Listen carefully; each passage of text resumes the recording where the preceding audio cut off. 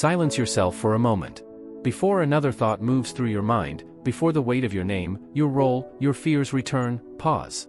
Ask yourself this, without rushing to answer. What would remain of you, if you let go of everything you are attached to? Not lost. Not destroyed. But released.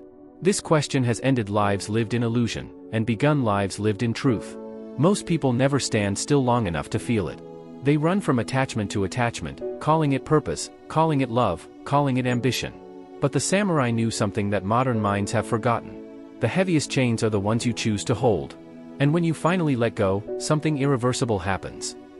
In the modern world, attachment wears many masks. You are attached to outcomes, to recognition, to comfort, to relationships that drain you, to identities you have outgrown, to the idea of control. You cling to certainty in an uncertain world. You cling to approval in a silent crowd. You cling to the past because the future demands courage. And because of this attachment, your mind is never still. Your blade is never sharp. Your step is never free. The samurai did not have smartphones, deadlines, or endless noise, but their inner battlefield was no less fierce. They faced fear daily.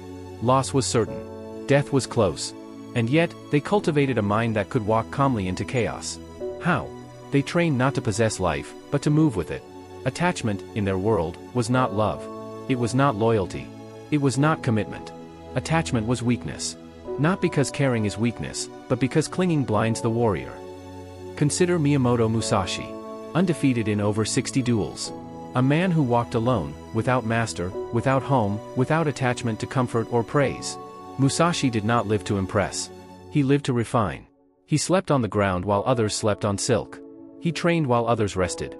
He walked away from fame when it threatened to dull his edge. Why? Because Musashi understood a law deeper than technique. The mind that clings cannot see clearly. In combat, a fraction of a second decides life or death. A warrior attached to winning becomes desperate. A warrior attached to survival becomes fearful. A warrior attached to reputation becomes predictable. Musashi let go of all three. He fought not to win, but to express truth. And in doing so, he became unshakable. Let us speak clearly now. When you hold attachment, your mind tightens.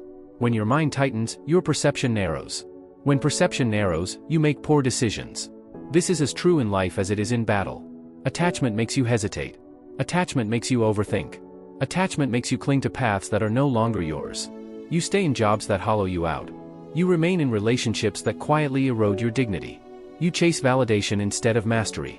Not because you are weak, but because you are attached. The samurai did not deny fear. They disciplined it. Zen monks trained the same principle through stillness. They sat with discomfort until it lost its power. They observed thoughts without ownership. They learned to watch desire rise and pass. This was not detachment from life. It was freedom within it. Here is the inner battlefield most people never see. The ego wants certainty. The ego wants to be right. The ego wants guarantees before it moves. But life offers none. So the attached mind resists reality. It fights change. It resents loss. It fears emptiness. Yet emptiness is not absence. In Japanese philosophy, emptiness, is potential. The empty cup can be filled. The empty hand can grasp any weapon. The unburdened mind can adapt. Attachment fills your hands with old swords. Letting go makes you dangerous again. A Ronin, the masterless samurai, understood this better than anyone.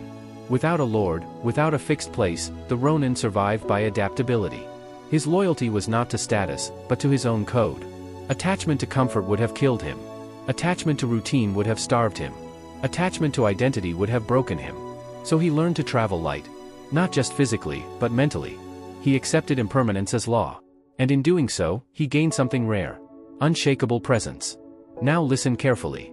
When you let go of attachment, you do not become cold. You become precise. You still care, but without fear. You still act, but without desperation.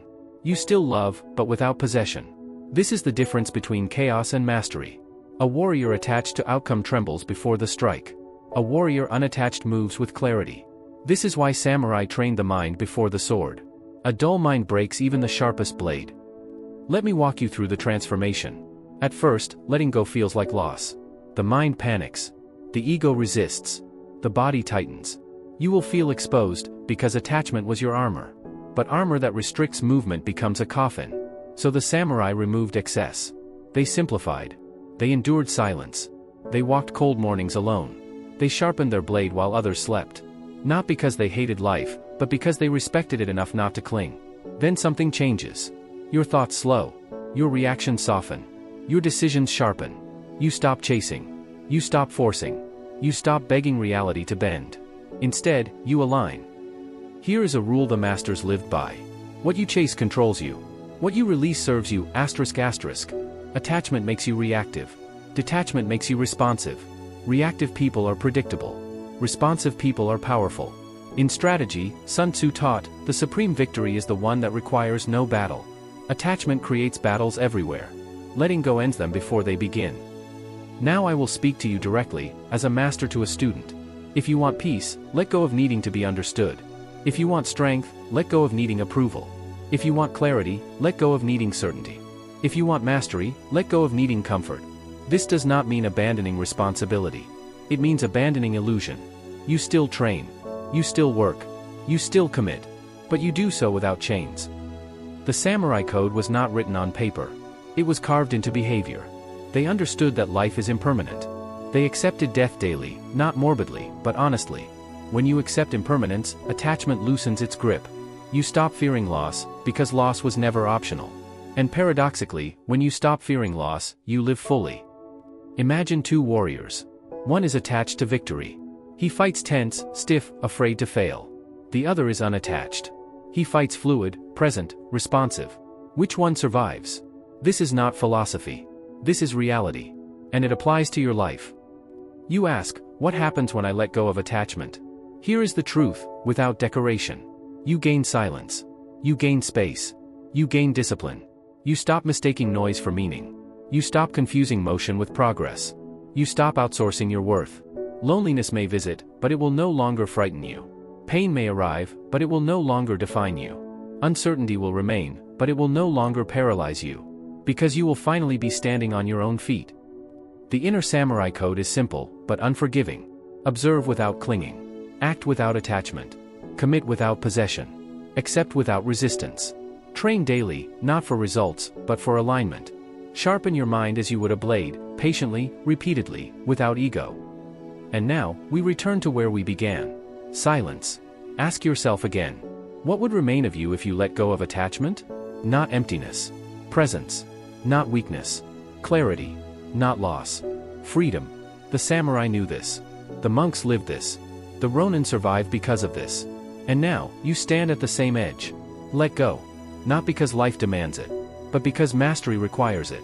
When you release your grip, your hands become steady. When your hands are steady, your strike is true.